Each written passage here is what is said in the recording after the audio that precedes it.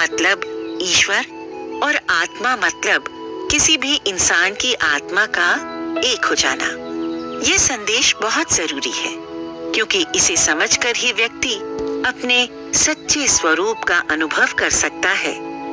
ब्रह्म एक ऐसी शक्ति को रिप्रेजेंट करता है जो हर किसी के भीतर है। ये सभी की अंतरात्मा में स्थित है और सभी जीवों का आधार और ज्ञान है। ब्रह्म एक ऐसी शक्ति है जो हर जगह है और कभी खत्म नहीं हो सकती। वहीं आत्मा व्यक्ति का सच्चा स्वरूप है जिसके जरिए वो अपने ईश्वर या फिर अपने लक्ष्य को पाने की कभी न कभी कोशिश करता है। जब कोई भी व्यक्ति अपनी आत्मा का अनुभव करता है तो वो ब्रह्म के साथ एक हो जाने का अनुभव करता है। ये संदेश उपनिषदों में विभिन्न रूपों में बताया गया है, लेकिन इसका मुख्य ध्यान ब्रह्म और आत्मा के एक होने पर होता है।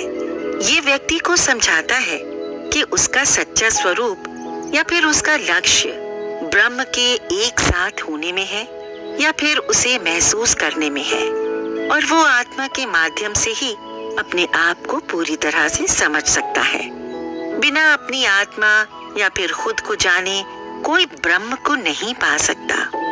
सभी उपनिषदों में कुछ तरीके बताकर हमें परमात्मा से जोड़ने की कोशिश की गई है, लेकिन इसकी जरूरत क्यों है?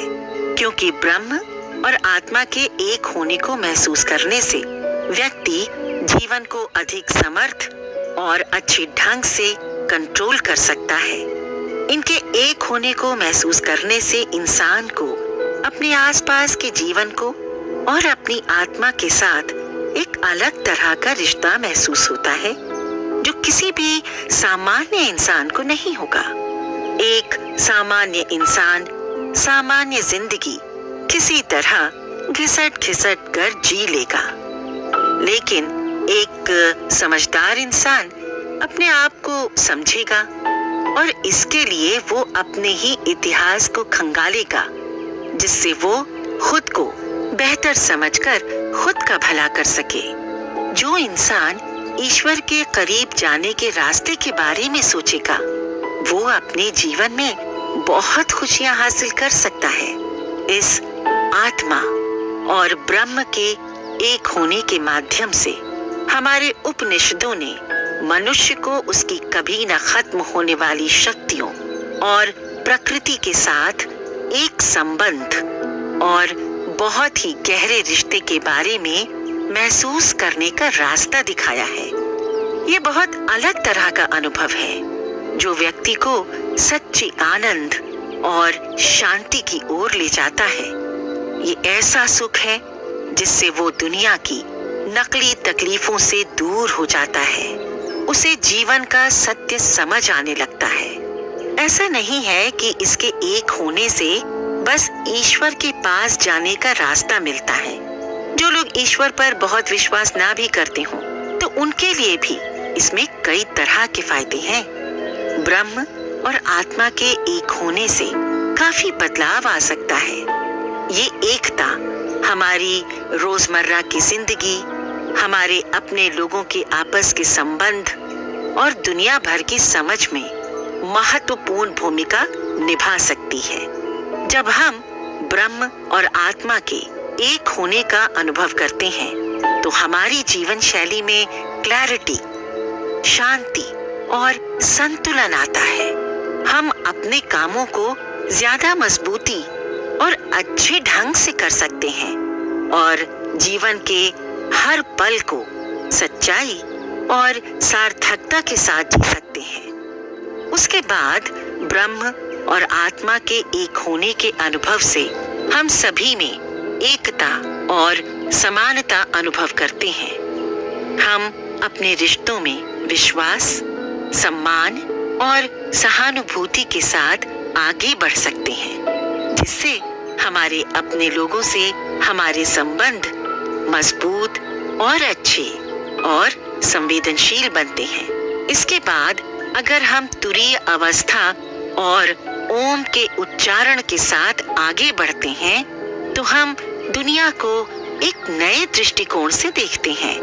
हम विश्व की संपूर्णता को समझते हैं और सभी जीवों में एक ही आत्मा या फिर एक ही तरह की किसी खास शक्ति का अनुभव करते हैं। इससे हमारी दुनिया की समझ और समझदारी में इजाफा होता है और हम अपने कामों को पूरी दुनिया के फायदे के बारे में सोचकर करते हैं, सिर्फ अपना फायदा नहीं देखते हैं। इस तरह से ब्रह्म और आत्मा की एकता का अनुभव हमारे दैनिक जीवन, संबंध और समझदारी में गहरा परिवर्तन ला सकता है और हमें एक स्थिर, संतुलित और सहज जीवन जीने में मदद कर सकता है। इस तरह का अनुभव करने से हमें व्यक्ति, समाज और परिस्थितियों को नए तरह से समझने की नजर मिलती है।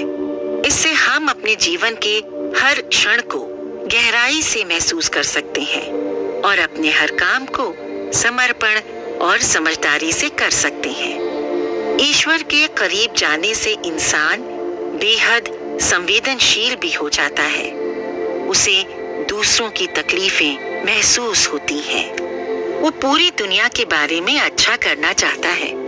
आज के समय में ऐसा करना बड़ा मुश्किल है, लेकिन जो लोग ऐसा करते हैं उनके मन की शांति उनके चेहरे पर नूर की तरह दिखती है। जो मन के भीतर अच्छी सोच रखेगा उसके चेहरे पर भी उतनी ही सुंदरता दिखाई देगी। अंततः ईश्वर के करीब जाना हमें जीवन के हर पल को पूरी तरह से जीने की कला सिखाता है। हालांकि इस अवस्था को पाना बेहद कठिन है, लेकिन कुछ कोशिश करके कुछ हद तक इस एकता को हम आज के जमाने में भी हासिल कर सकते हैं। इस ब्रह्म और आत्मा की एकता को महसूस करने के लिए सबसे पहले शिक्षा और जागरूकता की जरूरत है। हम लोगों को ये पता होना चाहिए कि इस धरती में हर चीज किसी दूसरी चीज से जुड़ी हुई है।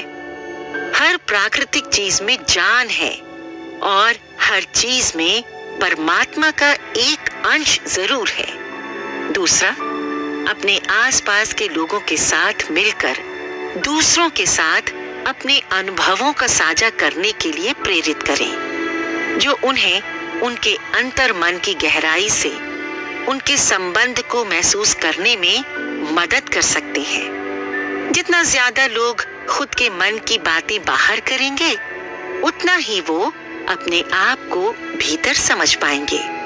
बिना किसी जजमेंट के उनकी बातें सुने और उन्हें हमेशा अपने मन को जानने के लिए उत्साहित करें। इसके बाद लोगों को पर्यावरण और अपने आसपास के पेड़ पौधों को बचाने के लिए जागरूक करें, क्योंकि ये हमारे आसपास के सभी जीवों के साथ हमारे संबंधों को देखने में मदद कर सकता है। अगर पेड़ पौधे सही तरह से नहीं होंगे तो प्रकृति का पूरा चक्र ही बिगड़ जाएगा और ना चाहते हुए भी इंसान और परमात्मा में कभी एकता नहीं हो पाएगी। आज के समय में प्रकृति से जुड़ पाना ही एक तरह से ब्रह्म से जुड़ना है। इसके बाद लोगों को ध्यान और अच्छी किताबें पढ़ने के लिए कहें। उन्हें उनके बहुत ही करीबी लोगों से संबंधों को महसूस करने और उन्हें ठीक तरह से समझने के लिए कहें। इससे उनकी रिश्तों को लेकर समझ बढ़ेगी। इस दुनिया में परिवार के साथ अच्छे रिश्ते बनाए रखना भी आजकल बड़ा ही मुश्किल काम है। इसके बाद लोगों के बीच बातचीत और मिलजुल कर रहने को बढ़ावा दें, ताकि वे अपने विचारों और अनुभवों को बिना ज्यादा सोचे ही साझा कर सकें और एक दूसरे के साथ अच्छी तरह से रह सकें। इन सभी छोटे छोटे उपायों का उपयोग करके हम लोगों में ब्रह्म और आत्मा के बीच का रिश्ता बना सकते हैं और एक संवेदनशील और समर्थ समाज की दिशा में कदम बढ़ा सकते हैं। एक बेहतर इंसान बन सकते हैं और अपने जीवन को सफल बनाने का रास्ता चुन सकते हैं।